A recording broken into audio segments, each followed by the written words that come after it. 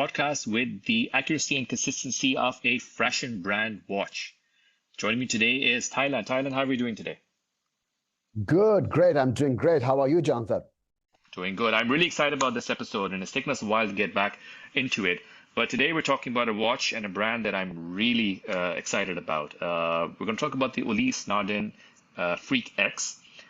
Before we get into the Freak X specifically, I thought we'll talk a little bit about the brand, about Ulysse Nardin, because it's one of those brands, for whatever reason, it's not very mainstream. It's not very well known, even though they make excellent watches.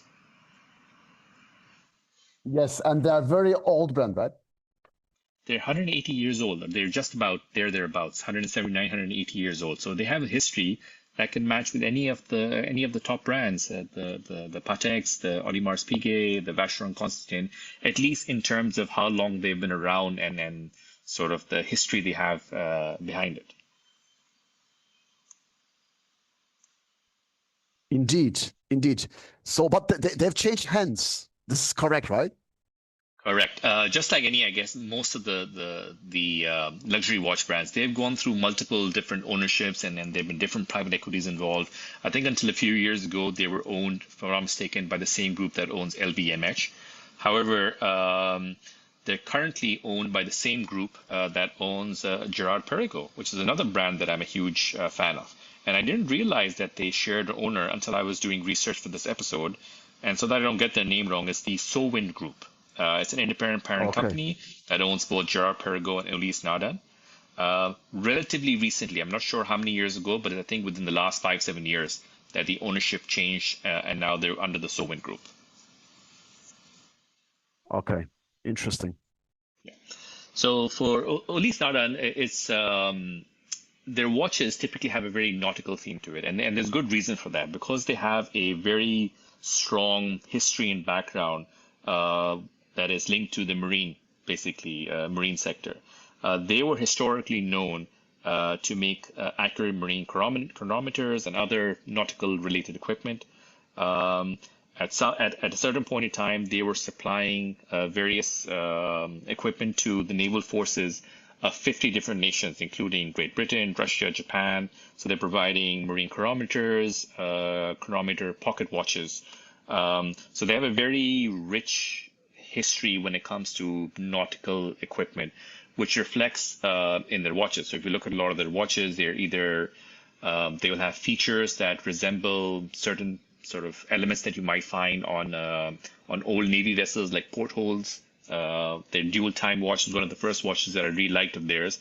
They had a window which showed the your home time, the hour home time, and that window was designed like a porthole you will find on a Navy vessel. And then they have watches that are also chronometer themed. I think they have a collection called Marine Chronometer, which is actually a very nice looking watch.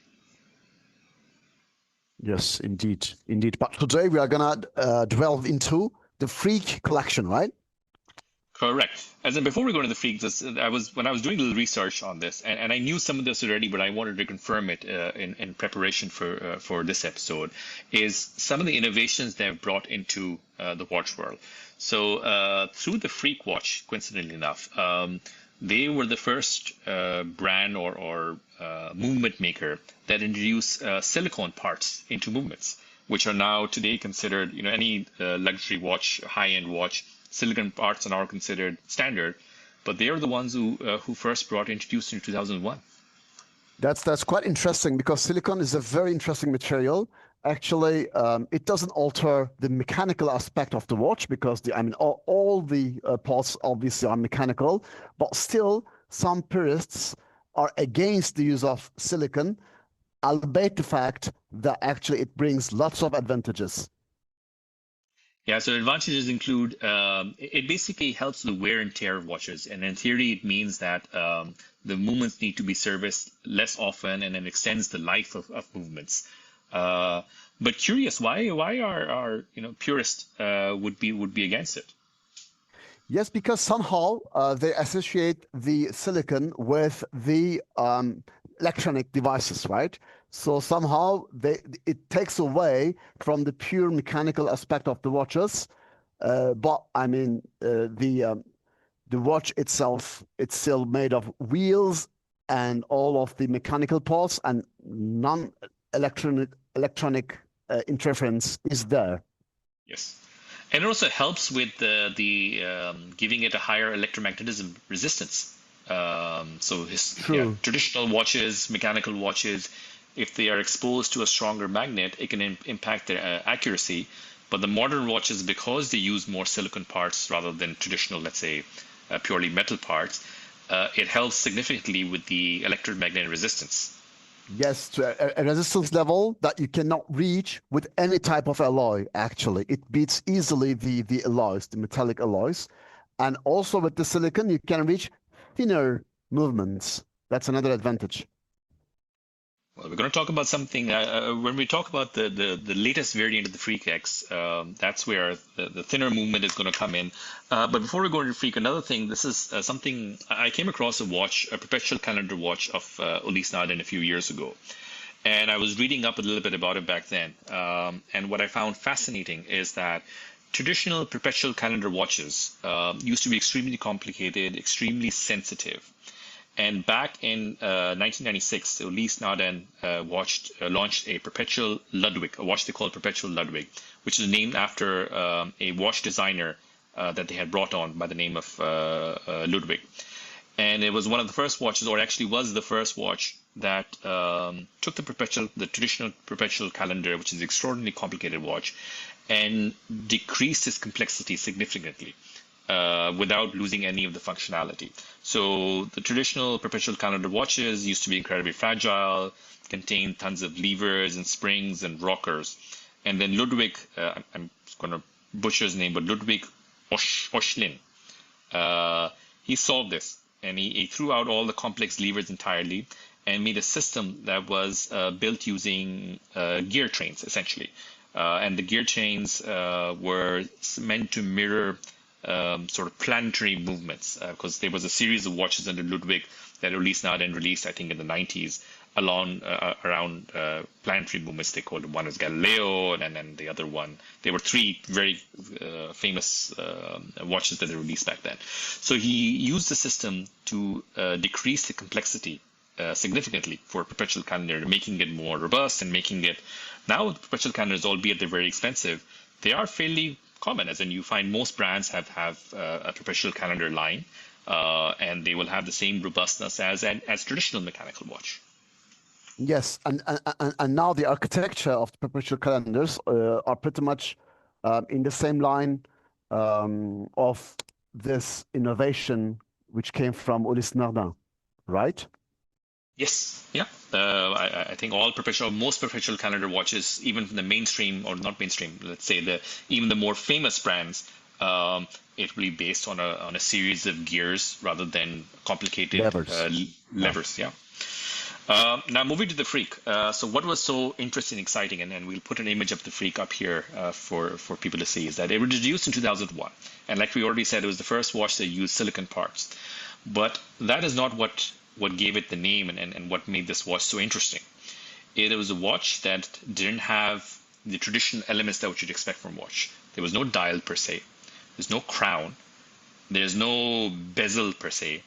It is a lack of anything better. It's basically the movement on a essentially mounted on the hands itself that would rotate as the hands would rotate across the dial over a 4-hour period or a 12-hour period. It was extraordinarily fascinating. Yes, quite different. I mean, doesn't look like anything which came before it, for sure. Yeah. And this came with a very, very hefty price tag. I'm not sure what price was released at in 2001, but today the retail price for a Freak is in excess of $75,000.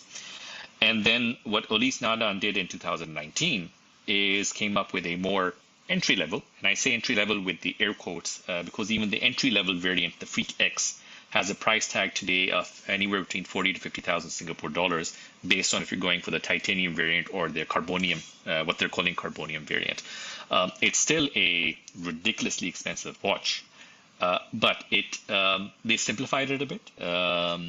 and it still has, I would say, all the characteristics of the Freak, except it did introduce a crown, but you still have that sort of flying carousel movement that is housed on the hands itself, that was associated with the original Freak. Yes, so actually the main architecture, the main idea is still there, except that this one, the Freak X, right, has a crown. And may I ask how you would wind and set the watch without the crown at the previous version? So there was, I've never actually had a hands-on with the original Freak, but there was even though it lacked a traditional bezel, there was an element that you could rotate it and basically rotate the bezel. There was almost where we'd have the logo of Freak somewhere on the watch. Oh, this is not the Freak, obviously, that you would press it, and once you press it, it activated. It allowed you then to set the time, and then you would rotate the bezel to set the time where you want it to be, and then you would sort of depress that Freak logo to lock it in place. Yes. And now I'm looking at the picture and I see a Freak logo actually, which looks like a button in between the lugs. yes, The lugs. So just beneath the 6 o'clock mark. I guess this is the button, right? correct. You press that, and that would sort of activate or allow you then to set the time, and then you rotate what is the bezel or what is in place of the bezel, and that would then allow you to set the time. Interesting, very interesting idea. And then they part ways with this mechanism altogether. Now there is this traditional crown, right? No, the Freak is still there. The Freak as a line is still very much there. No. Freak, What I mean to say is that they part ways with the button. So the button is not there anymore, and it's in the replaced Freak by X, the it's not crown. there. Yeah, in the The Freak X. Yeah. in the Freak X is there's a crown, but the Freak line still exists, and in the Freak Okay. line, you still have no bezel, no crown, this button in between the lugs. So both lines are very much existing in parallel. Okay, I see. And what's the price of the original line? Way higher, right? Much higher. As in, I checked a few years ago, it was 70,000 plus. Given how much the Freak X has, the prices increased in the corresponding period, I would think that in Singapore dollars, it's going to be closer to about $100,000 now. Oh. And it's from retail. Retail, yes, retail price. Now, Yes. we started off the episode by talking about that Ulysse Nardin, or at least I feel Ulysse Nardin doesn't get the kind of love it deserves, and that it shows up in the secondary market. You can Yeah. get a Freak X easily at, if not half of retail price, then at least 30-40% off retail price without any problem. And these will be like new watches, less than a year or 18 months old, unworn. You can easily find it for 60% of retail price, which is good for someone like me who's interested in the brand, that it makes it a lot more affordable. But then Yes, at the same indeed. time, it also it saddens me a bit because it's a brand that I find extraordinarily fascinating. They have an extremely rich history. They've introduced some amazing innovations when it comes to watches and movements, and yet they don't have the same kind of recognition that some of the other brands do, even though the history probably is arguably as rich, if not richer, than a lot of the brands. True. Interesting. Do you have an idea if this is the case for their Freak line only? I mean, this kind of discount at the secondary market, or as a brand, is generally treated this way? As in, you might not get as much of a discount on the other watches, but I think for most of their watches, if not all, you should be able to find them below retail. I see. Okay. Yeah. But they, with the Freak and the Freak X, and they have a couple other watches we were talking about earlier about their astronomical themed watches, the Galileo and Copernicus, and one more, Kepler, I think it's called. Those watches, I guess, imagine that you should be able to find them at a good price as well. So they do have watches that are, anywhere starting from a retail price of, I want to say, $15,000 plus minus, all the way to $150,000 to $2,000. So they do have a large variety of watches along multiple price points. And as you'd imagine, the more expensive watches, they would be probably easier to find at a significant discount retail, as opposed to their quote unquote entry level watches, which you still be able to get a discount retail, but maybe not, a 30% discount. You might get them at 15-20% discount to retail. Yes. I see. Yeah. Okay, so and in terms of the legibility of Freak, right? It's quite unusual, so you Yes. need to get used to it. So as far as I understand, the balance wheel acts as the hour hand, correct? Correct. Yeah.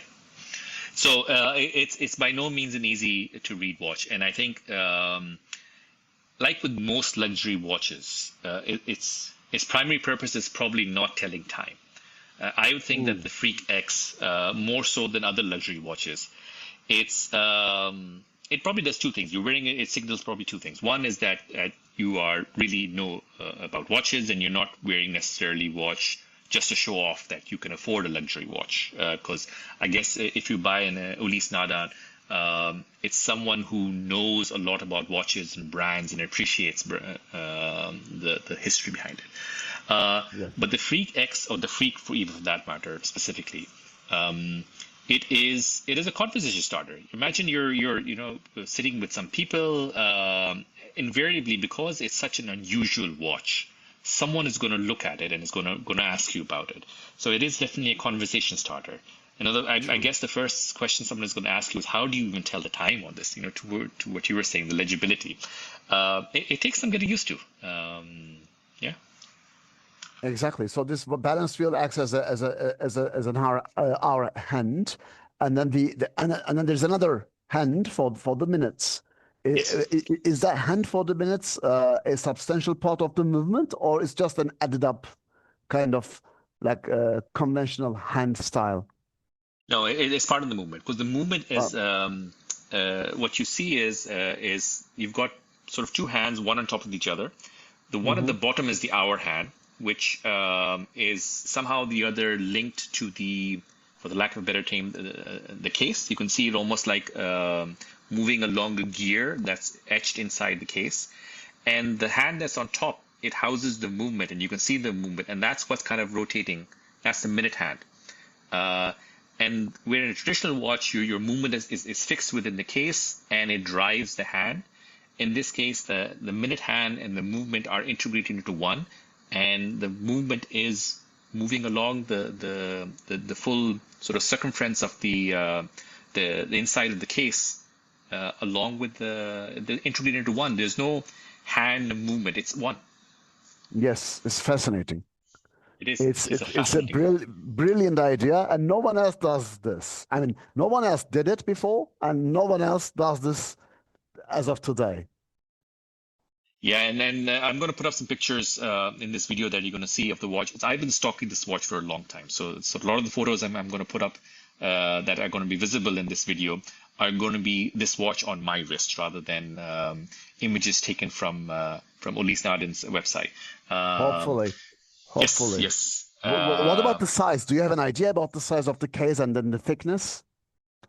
So the case size, so they have just very recently launched an update to the Freak X. And I've not yet gotten my hands on the new Freak X. It hasn't shown up on the 80 just yet. The original Freak X, which was launched in 2019, and it was and is still available at the authorized dealers, has a case size of 43. And based on the conversations we've had previously, that you're going to find extraordinarily large, and I'm going to find, actually, I'm going to find a little larger. But it wears a lot better. You think 43 is huge, and it is, but whenever I've worn it, it doesn't feel like a 43. It almost feels like a 40 or a 41. It's just the way that the contours of the lug and so forth makes it feel a little less chunkier than it actually is. And actually, when I say chunky, it's actually a very light watch. It looks, even though it's a 43 size, and thickness is a little on the higher side. I don't know the exact figure, but I can definitely look that up and link it in this video. It is a little on the thicker side, but it's a very light watch. The updated version of the Freak X is actually, they've slimmed it down. So just so that I don't get the details wrong, I want to make sure. So the case diameter has shrunk down from 43 millimeter to 41. Hmm. It is now, the case has been redesigned to be a single piece or monoblock construction, whereas the older had a more thicker architecture. So this should help it slim it down, but I don't have the figure offhand of what the thickness is going to be. The lug to lug has also come down from a almost 50 meters, so it was 49.6 millimeters previously. Now it's 47.3. They've also added a new crystal, which is meant to be a little more dome shaped.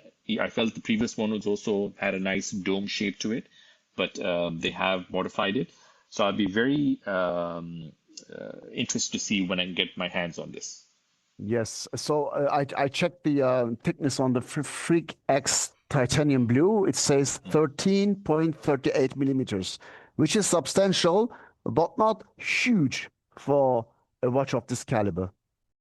Yeah, it's not. It is substantial. It is almost has the dimensions of a diver without having the Yes. water resistance of a diver. Yes. And it's meant to be now slimmed down. But like I said, it is actually because they use even in the base model, it's a titanium, and but titanium Yes. is the cheaper version, and then you have carbonium, which is some carbon alloy, which is the more expensive variant. So titanium, as we all know, is an extraordinarily light material, and carbon as well. So it's a As very well. light Yeah. watch, even though it's a little on the thicker side. Um, it doesn't feel that thick, and definitely doesn't feel heavy on your wrist. Yes, it seems like they actually went towards the lightness theme for this particular Freak line.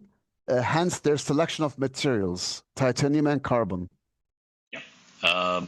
And then it comes usually with a Velcro strap. It doesn't come with, let's say, the original Freak X. It didn't come with a metal strap. It came with a. I've seen it in a Velcro strap. I've seen it in a sort of fabric-based strap. I can't remember if they've released it in even a leather strap. But the new Hmm. Freak X is the one that's been announced this year. That the images I've seen, it's in a metal strap. Hmm. Okay, the one that I look at now has a blue leather strap. Okay, all right. So Hmm. yeah, it did come with the leather as well, but the original Freak didn't come in a metal strap, but the new Freak which has been announced this year, I think it was announced in Watches and Wonders, if I'm not mistaken. It is being shipped, or at least the standard image that they've released is with a some sort of steel strap. I'm not sure if it's a titanium or steel, but yeah, that's a bit of a departure from the historical Freak X. I see. Okay, interesting.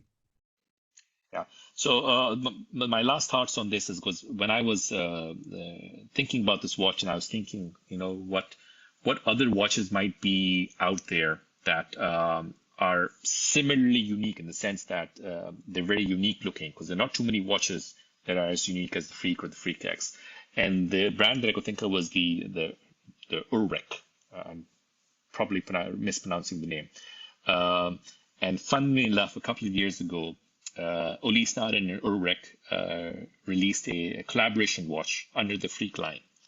Hmm. So I guess they also recognized that the uniqueness of their respective watches, and then came up with a collaboration piece.